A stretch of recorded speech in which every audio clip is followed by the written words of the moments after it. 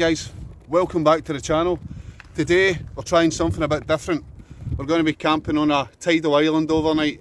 It's a place called Cramond Island in Edinburgh. It's quite windy, it's quite wet, brilliant conditions for camping, so join me.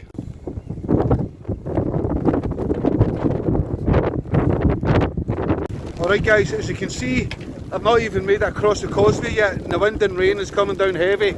So I'm going to try and find shelter, sort myself out, and then I'll let you know about the island and what I'm doing.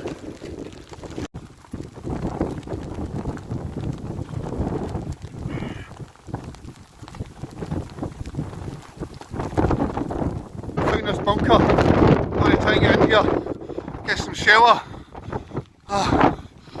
That's me across onto Cramond Island. The first thing you're met with when you come into Cramond Island is this World War I/World War II bunker. I've just sorted out my kit, got a brew and a go, a bit of shelter, then I'm going to go and explore the rest of the island. Got my waterproofs on, so we're good to go. I'll give you a wee pan round and just show you what it's like.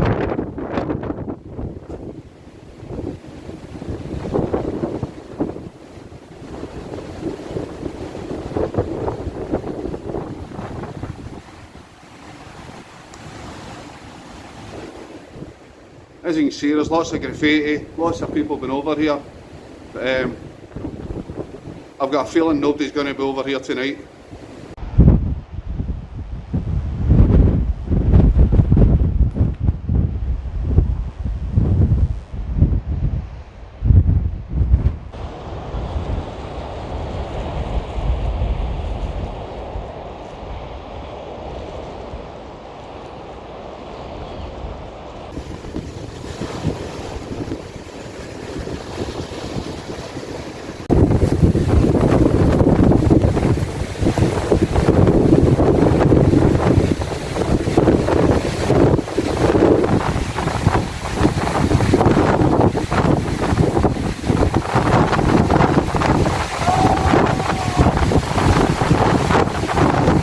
I've had a wee explore around the island.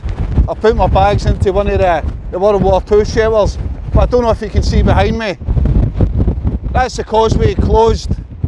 As I said, I've went around the island, there's nobody else on the island, so I am officially stranded on this island tomorrow morning. Loving it, can't wait. I'm going to show you where I'm set up for the night. I'm going to do a wee explore around the island.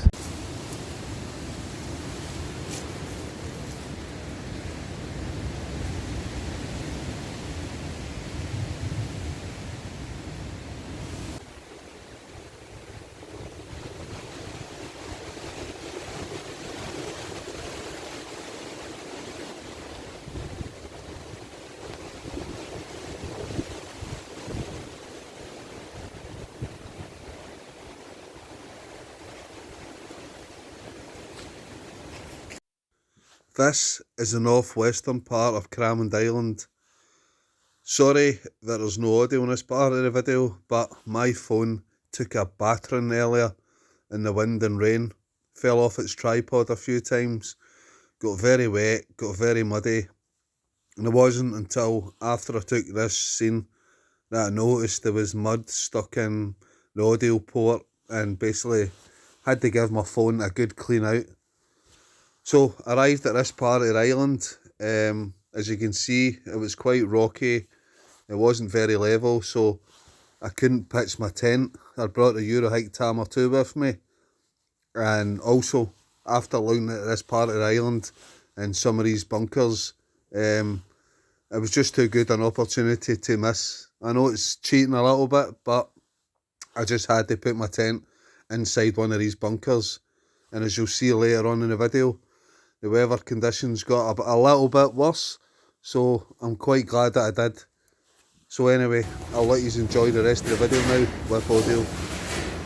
Alright guys, this part of the island is about 7 or 8 different bunkers, so I'm going to go through each one and then decide where I'm going to sleep in for the night. This is bunker number 1. It's quite a big bunker, it's a bit dark and dreary. I don't think I'll be staying in here, but I'll show you around it and then I'll show you the other ones.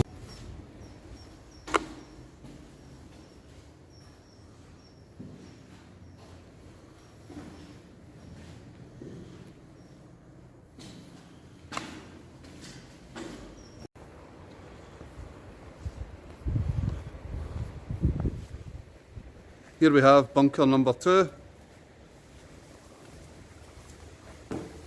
It's quite small, quite clean, loads of graffiti.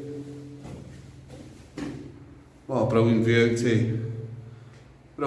sea, but I think in the distance you can see Inchmickery Island. This is definitely a possibility, but I probably need to pitch my tent as there's a big hole in the roof where the rain's going to come in. Right, on to bunker number 3.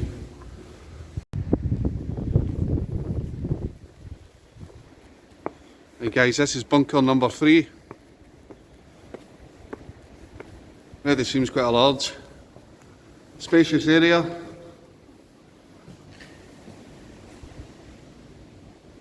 Very wide open, lots of windows. Again, good view out to sea. I believe this actually used to be one of the engine rooms. There's 2 of these on this island.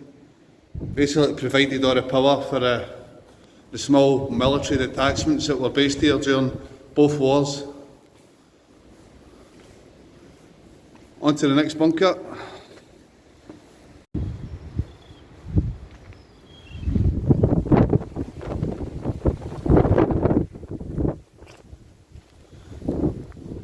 Right guys, bunker number 4. Somebody's laid out bits of carpet. Not bad. It's quite small. Some windows. Nice view out to sea. Definite possibilities.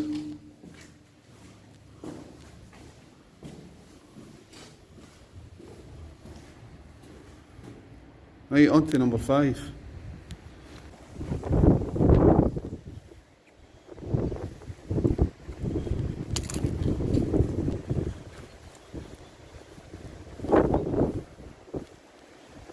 Again, wide open doorway leading out to the sea.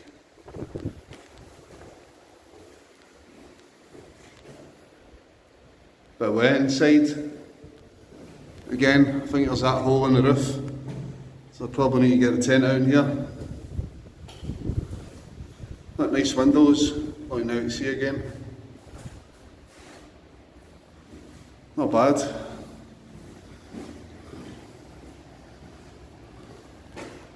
Go across to bunker number 6.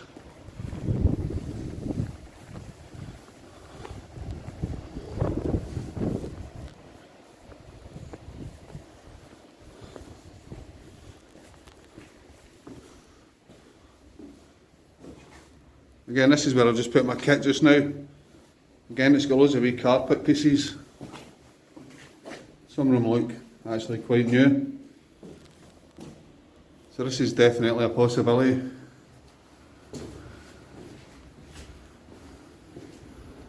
And with here, you've got a wee fireplace over there.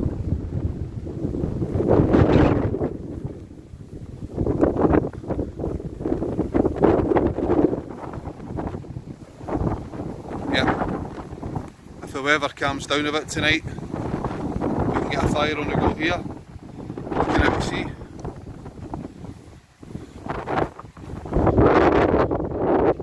Bunker number 7, guys. This one's a wee bit of a distance away from others. So you can see rivers in the distance.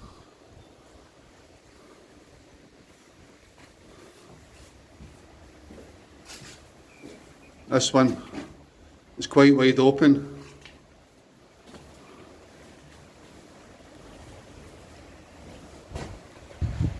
Cracking views. Just depends how windy it gets tonight. This one would be nice for the views. But I'm going to go back and decide what I'm going to do. So, what bunker do you think I should choose? This bunker, which is the one I really liked, I've just lifted up the pieces of carpet I showed you earlier, and it's absolutely crawling with woodlice. About 30 woodlice come out from under a bit of carpet, so I'm not going to be sleeping in here. you looked at all the bunkers, put down in the comments what bunker would you sleep in and what one do you think I'll pick. Winner is bunker number 5. The reason I've chosen this bunker is it's out of the wind's coming from that direction. It's one of the cleanest bunkers there is. The water dripping in, but that's okay, I'll go on this side. And the biggest advantage for this one is it's got a wee fireplace down there. So if the weather calms down and get a wee fire on the go. This is the setup for tonight. The Euro Height Tamar 2. It's a freestanding tent, which is very handy on this occasion because I can move it about. I was going to bring the Wild Country Zephyros, but I would have had to peg that in. Euro Height Tamar 2, I can move it about. So I'll give you a wee look inside at my setup. As usual, it's nothing fancy. I've got a Army Arctic sleeping bag. Underneath that I've got a OEX Traverse. I've got a foam mat and I've got a Van Gogh pillow at the top. Obviously the tent's sagging in a little bit because it's not pegged out, but it'll be perfectly fine in here. So that's me set up for tonight.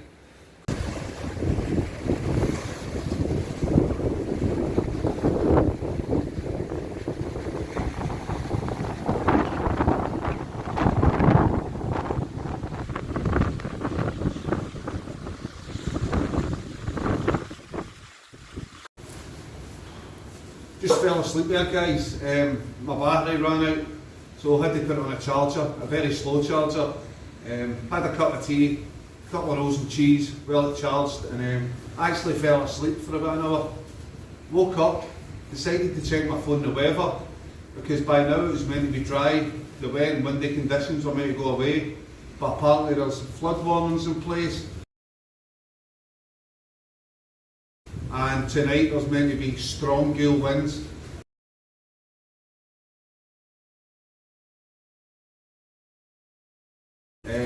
Gusts up to 50 miles an hour. It wasn't like that, it was meant to be dry all night. So it just goes to show you how the weather can change in a minute and to be prepared for everything. So what I'm doing is I'm just going to stay here, but I'll move the tent further back into the wet spot, try to keep it out of wind. I might even push it a wee bit further up, keep it out of wind. But I'm probably not going to be able to get a fire out there tonight. I might go into the bunker, I think it was bunker number 4. The big massive one. They had some channels where I'm going to put the fire logs and some firewood I've got with me down. But yeah, it looks like it could be a rough stormy night tonight. Bring it on.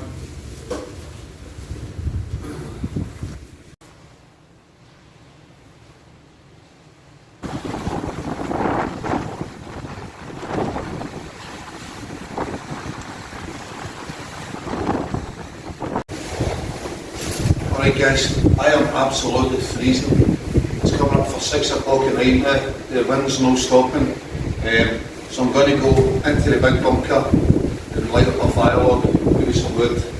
I'll clean it up in the morning and afternoon, but it's just too cold. I am literally freezing here.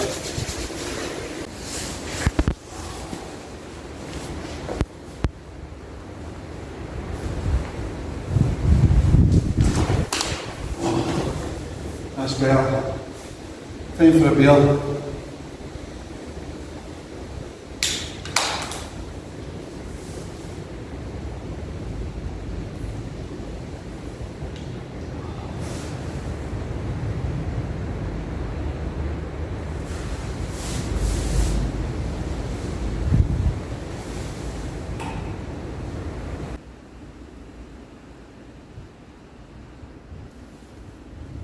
It's about 10 o'clock at night.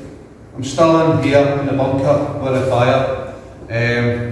Cramond Island, what can I say? Brilliant place, lots of history. If you choose your timings right, you can get on this island all by yourself.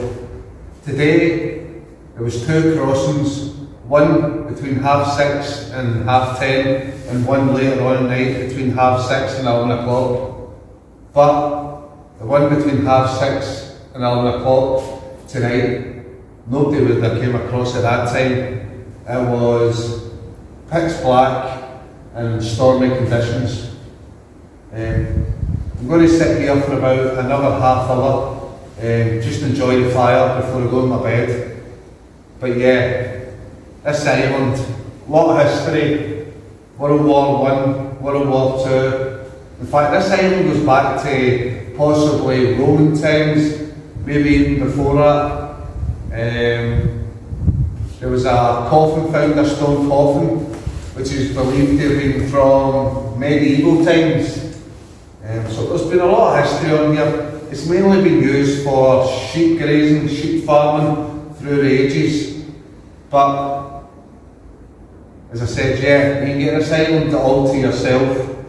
Loads of places for shelter if you don't want to pitch your tent. Gale force winds, strong gale force winds are normally come to later on in the morning, to 3, 4 in the morning. So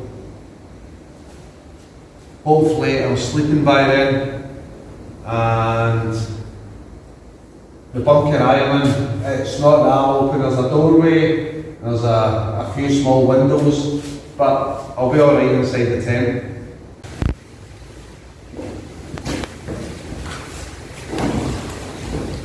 Hi guys, morning. Yeah, I was a crazy night last night. I must have woke up 3 or 4 times from about 4 o'clock onwards. It was wild, but it was freezing, so I wasn't getting out of my tent. As we more or less packed up most of my stuff, I want to get off island at sunset, plus also the first crossing time is about 7:10 in the morning. So, you know, regardless of the weather, you'll get crazy dog walkers coming over, so I'm almost packed up. The sun is just starting to rise over there, so I'm going to take you out, pan around to show you the sunrise, maybe get a brew on, and then head off this island.